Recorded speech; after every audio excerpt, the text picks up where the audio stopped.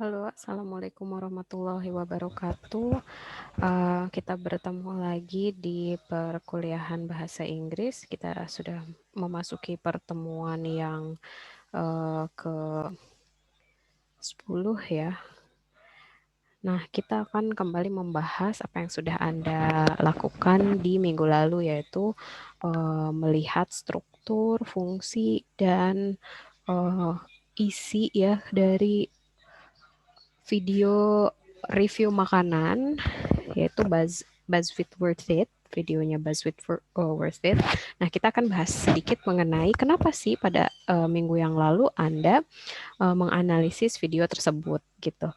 Oke, kita akan memutarkan kembali kira-kira dan melihat sebetulnya bagaimana sih caranya menjawab pertanyaan bagaimana struktur dari video. Nah, ketika saya mengoreksi gitu ya, jawaban Anda kebanyakan jawabannya adalah strukturnya is very good gitu. Ada juga memang yang menjawab strukturnya terdiri dari introduction, terus juga evaluation dan lain-lain dan conclusion gitu. Nah, kita lihat struktur video ini tuh seperti apa sih. Nah, kebetulan BuzzFeed itu memang video review yang memang konsepnya membandingkan satu jenis makanan dari 3 restoran yang berbeda. Yang restoran pertama itu dengan harga yang paling murah hingga harga yang paling mahal gitu kira-kira. Nah, memang yang saya temukan juga dari analisisnya, kalau tidak salah analisisnya Yogi Tama itu membahas mengenai ketidakbiasaan konsep perekaman video review makanan ini gitu. Yang tidak lain adalah si kameramennya itu masuk uh, ke scene gitu ya, kameramennya, terus sound engineer-nya juga masuk ke depan layar dan artinya juga boleh mencoba makanan yang mereka tampilkan. Apa sih signifikansinya dengan konsep yang seperti itu? Saya rasa Anda bisa juga em, Anda bisa juga melihat gitu ya bahwa di dalam video ini Anda bisa membaca ada equality in this structure karena biasanya kan kalau misalnya host atau review makernya itu biasanya kan ya kameramen di belakang layar gitu. Sementara di video ini bisa masuk layar juga. Apa sih signifikansinya? Oh, berarti ada equality di situ. Dan bahwa kameramen itu proses mencicipinya boleh juga di depan kamera sehingga penontonnya tuh tahu bahwa there is no boundaries, tidak ada juga tingkatan-tingkatan mana yang hierarkinya lebih tinggi, misalnya hostnya atau pembawa acaranya dan mana yang hierarkinya lebih rendah, tidak ada. Di situ equal, semuanya equal, ya kan? Bisa Anda lihat. Oke, kita akan mulai play dulu sebentar. By the way, fun fact, kalau Anda nonton YouTube dan saya yakin banyak dari Anda yang hobi nonton YouTube, Anda bisa klik sisi ini untuk subtitle dan closed captions, sehingga if you're not sure about mereka tuh ngomongin apa sih, itu ada subtitlenya. Bisa diklik yang sisi ini ya di video YouTube. Itu sih keuntungannya pakai YouTube. We've done Nah, ini many akan types of noodles membahas in the past. noodles, Pasta, spaghetti, ramen. Today, we're jenis-jenis focusing noodle. on non-Italian noodles in Los Angeles. Iya. Today on Worth It, we're going to be trying 3 delicious Nah, noodle dishes at ini 3 konsepnya drastically mereka. different price points to find out which noodle is the most worth it at its price. Okay, so we're sticking specifically to Asian dishes. The first place we're going to, where are we going? We're going to Laoshi Noodle House to see Joe and Ellen, and we're having their wife's special noodle dish. Ini adalah restoran pertama dengan harga yang paling murah gitu ya, yang dimiliki oleh imigran dari China, Ellen dan suaminya. Di sini Anda bisa lihat bahwa strukturnya adalah, kita lihat dulu di sini. Sweet, very, very sweet. Like the story is sweet. Like It is actually a sweet story. And perhatikan musiknya, upbeat jazz music. Why does the video maker membuat background-nya itu pakai jazz music? Nah, itu juga curious ya kita, kenapa sih pemilihan musiknya seperti itu? How did you come to start this business together? It's history. This is the first step that you can analyze kira-kira strukturnya seperti apa. Yang pertama adalah wawancara. Pasti pembawa acaranya selalu mewawancarai si pemilik restoran dulu mengenai bagaimana mereka membuat berbagai macam dishes yang ditawarkan, lalu apa sih sejarahnya dan gimana sih tadinya kok mereka bisa memilih menu itu untuk dijual kepada kepada customernya.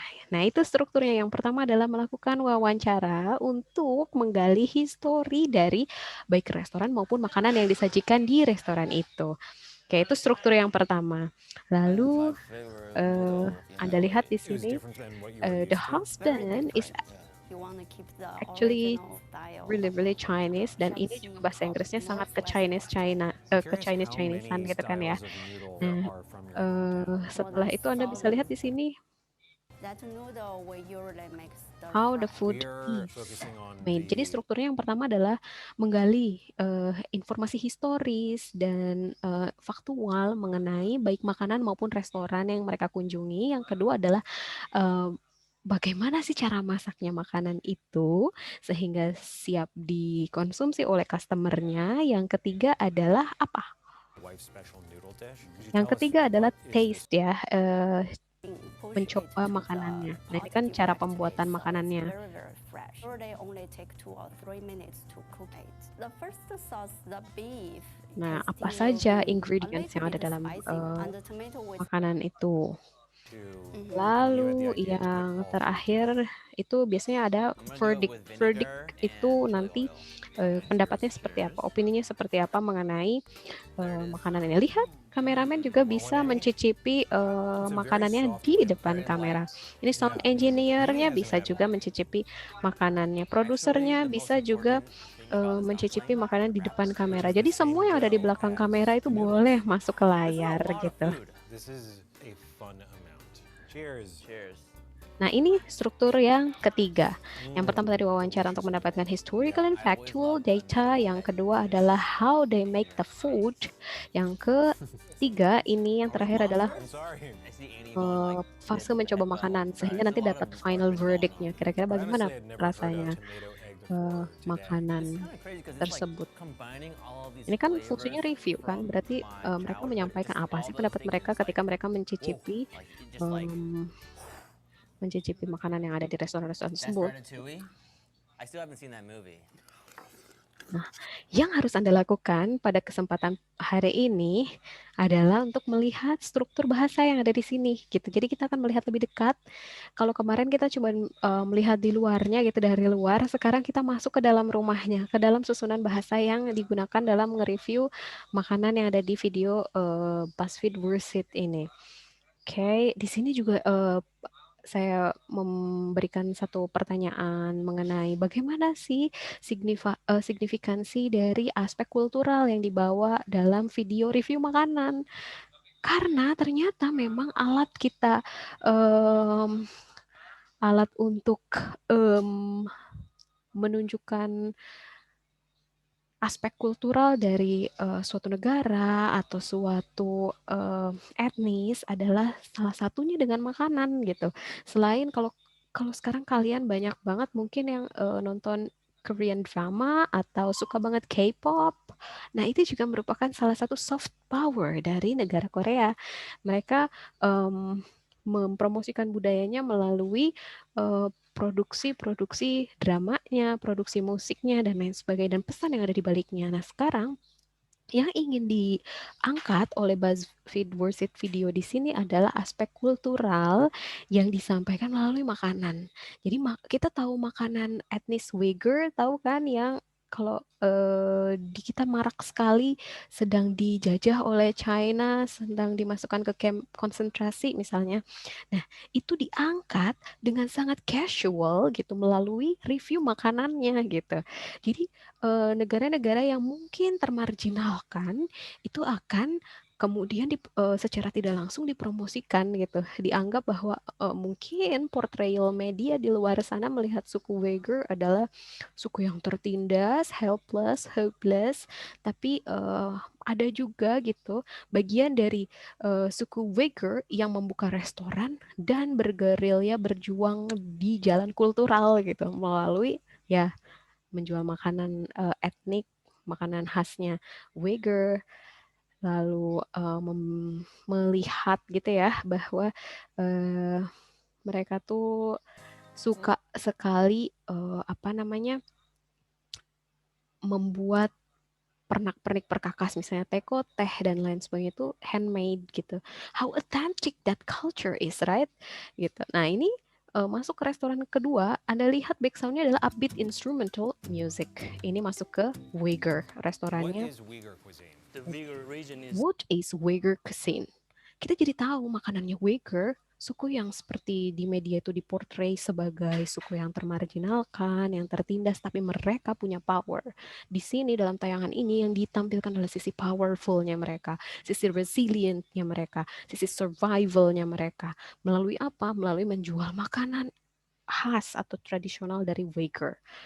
Dan Anda lihat, the pottery, the teapot is really beautiful, dan itu adalah yang sedang dilakukan di video ini, di review Uyghur restaurant. Dan if you see the chef, look at the shirt that the chef middle point wear. of the Silk Road. It's influenced by the Persian, Indian, Turkish, and Chinese. Many people ask us, you guys have kebab and you guys have some wok dish. How do you invented this? But actually, this is original Uyghur food. Our chef Arkin gonna do all dishes today. What are the highlight dishes of Uyghur cuisine? In ancient time, the Uyghur people do kebab Look in desert. at So you the, make the fire and you make that shirt. cover, and its shape Lihat is ya like baju yang that. dipakai oleh the chef. Polo is very traditional, braised Here we rice, see. maize, carrots.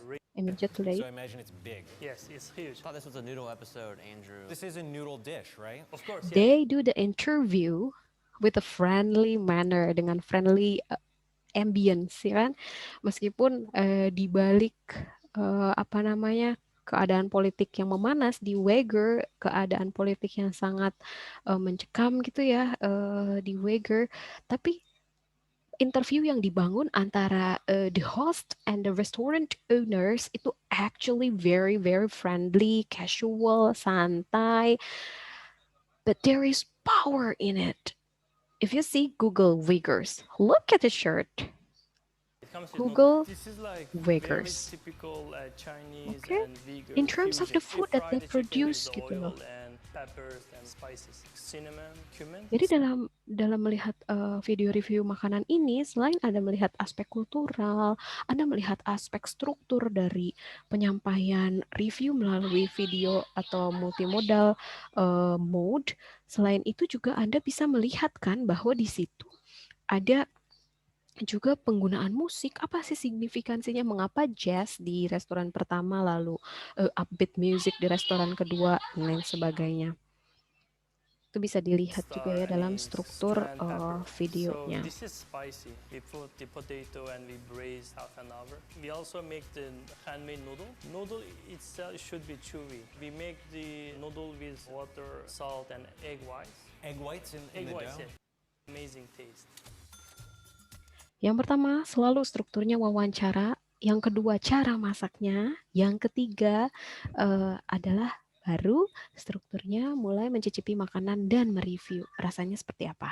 Gitu. Itu strukturnya disampaikan dalam setiap review restoran atau review makanan di restoran yang pertama ke yang kedua dan yang ketiga. Nanti di akhir Anda akan lihat reviewnya akan lebih lebih menyeluruh ya, kompleks. Menyimpulkan dari 3 restoran yang mereka coba, makanan di 3 restoran yang mereka kunjungi dan cicipi, itu mana yang kira-kira paling worth it, yang menurut mereka tuh paling oke banget dari segi harga, dari segi presentasi, dari segi tempat, dari segi rasa, dari segi mungkin experience yang mereka dapat ketika mereka makan di tempat-tempat tersebut. Itu apa? Itu ada di akhir, struktur akhir penutup, conclusion. Memang betul ada evaluation, of course. dalam proses review itu ada proses evaluation. Nah ini di fancy dining ya, bagaimana musiknya saya rasa, sebentar kita akan agak mundur ke sini.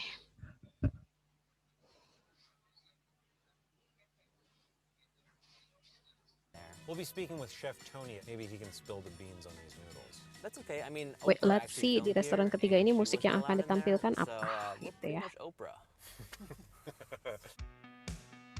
This one is upbeat electronic music. I understand Apa that sih you're different. signifikansinya? Nah, kalau jazz mungkin lebih klasik ya, makanan tradisional Cina yang klasik gitu ya, noodle yang klasik di restoran pertama.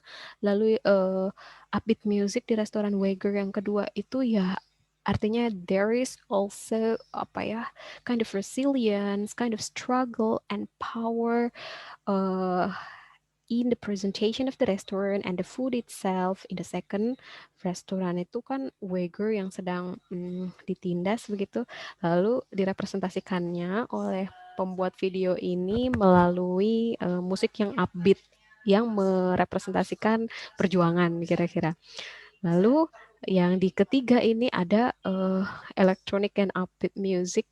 Kenapa? Karena mungkin ini neo ya. There is no tradition, tidak ada tradisi yang dipertahankan banget tapi fusion gitu. Di mix and match antara modern dengan tradition. Gitu. Ini ada di restoran yang ketiga, lebih eksperimental gitu kira-kira ya. Jadi setiap musik yang ditampilkan dalam back sound di setiap restoran yang berbeda itu memang merepresentasikan meaning yang berbeda juga. Itulah yang unik dari teks multimodal. Nah, ketika kemarin Anda sudah melihat dari sisi semiotiknya gitu ya, Anda melihat gambar, Anda melihat ambience restaurant, Anda melihat struktur dari video, Anda juga melihat bagaimana video ini disampaikan. Berikutnya yang ingin saya bahas pada pertemuan kali ini adalah mulai masuk ke analisis mikronya. Kalau kemarin makro ya dari luar rumah, ya ini mikronya. Ini adalah kalimat-kalimat yang saya ambil dari video tersebut.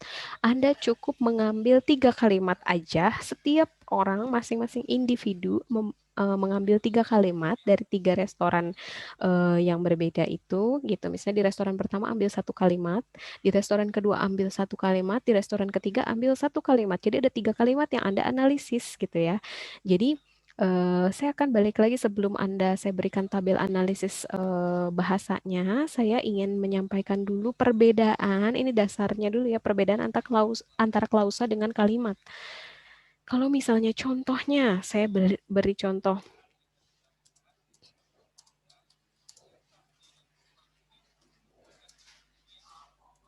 Nah, Rian is the most diligent student. Ketika Anda melihat bahwa ya ini adalah bentuk kalimat sederhana. Dia adalah 1 kalimat gitu ya, atau 1 klausa sederhana. Kalau saya tambahkan Rian is the most diligent student, but misalnya but Tono is the laziest. Nah, ini merupakan 2 kalimat sederhana yang saya gabungkan dengan conjunction but. Gitu. Ini terdiri dari 2 klausa sederhana yang membentuk 1 kalimat. Ini 1 kalimat, tapi terdiri dari 2 klausa. Klausa pertama adalah Rian is the most diligent student. Klausa kedua adalah Tono is the laziest. Saya kasih kalimat yang lebih majemuk ya, yang lebih kompleks gitu kira-kira. Contohnya adalah pinjam nama Rian lagi aja deh ya, karena yang paling saya hafal. Rian cannot come to the class today because he is sick. Nah, ini juga terdiri dari 2 klausa. Kalau di sini klausanya kalau dipecah misalnya Rian is the most diligent student, kita pecah dengan Tono is the laziest student gitu. Dua-duanya bisa berdiri sendiri. Tapi kalau yang kedua ini, Rian cannot come to the class today. Kalau kita hentikan kalimatnya sampai di sini, mungkin meaningnya masih sampai secara utuh kepada Anda gitu. Bahwa Rian cannot come to the class today, regardless of apa alasannya. Intinya, message-nya atau meaning-nya adalah Rian nggak bisa masuk kelas hari ini.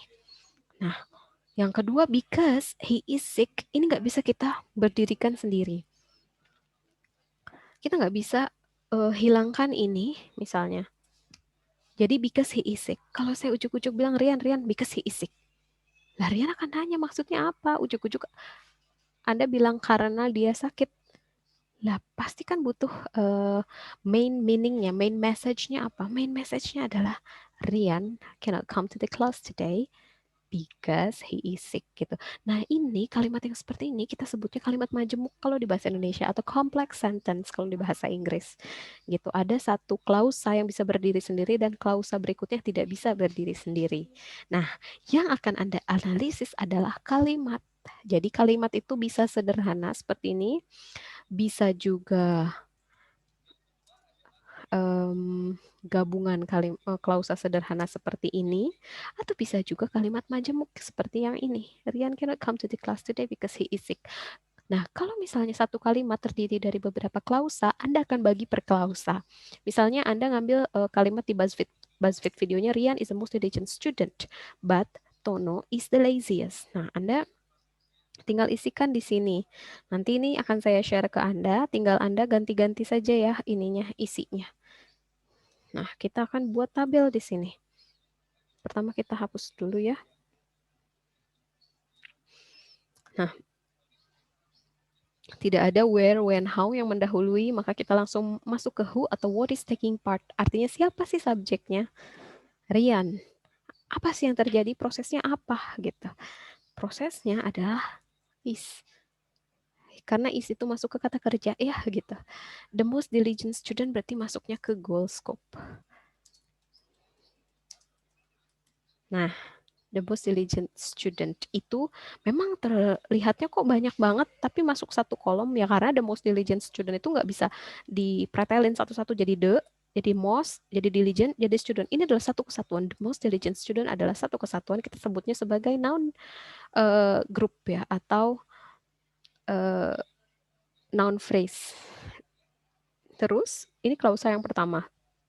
Ada but di sini. But masuk conjunction deh, nggak apa-apa di sini.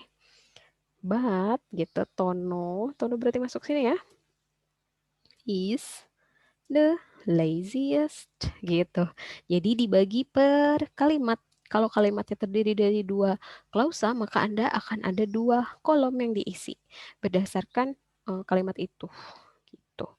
Terus kalau kalimat yang ini, yang majemuk atau kalimat kompleks, kita bisa masukkannya seperti ini.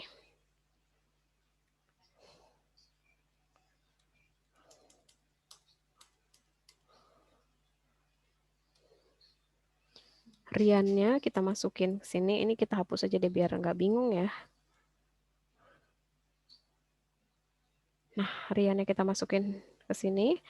Cannot come berarti masuknya ke proses ya atau ke kata kerja. Goal-nya to the class itu masuk ke keterangan tempat ya.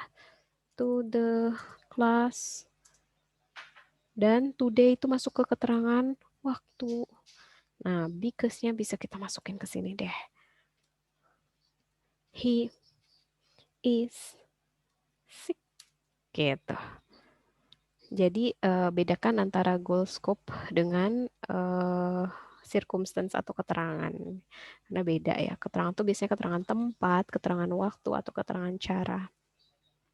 Begitu kira-kira yang harus Anda lakukan pada kelas hari ini. Mohon maaf, saya tidak bisa mendampingi untuk Zoom meeting-nya. Tapi bagi Anda yang mengerjakan dan ingin berkonsultasi, saya boleh dijapri ya begitu. Begitu saja, terima kasih banyak atas partisipasinya. Assalamualaikum warahmatullahi wabarakatuh.